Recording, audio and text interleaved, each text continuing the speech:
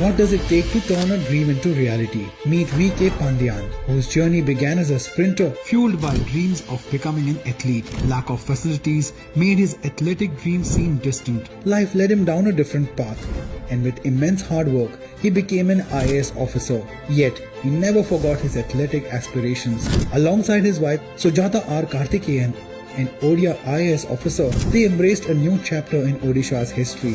His mission: transform sports infrastructure for aspiring athletes. Today, Odisha shines as a sports hub with world-class facilities.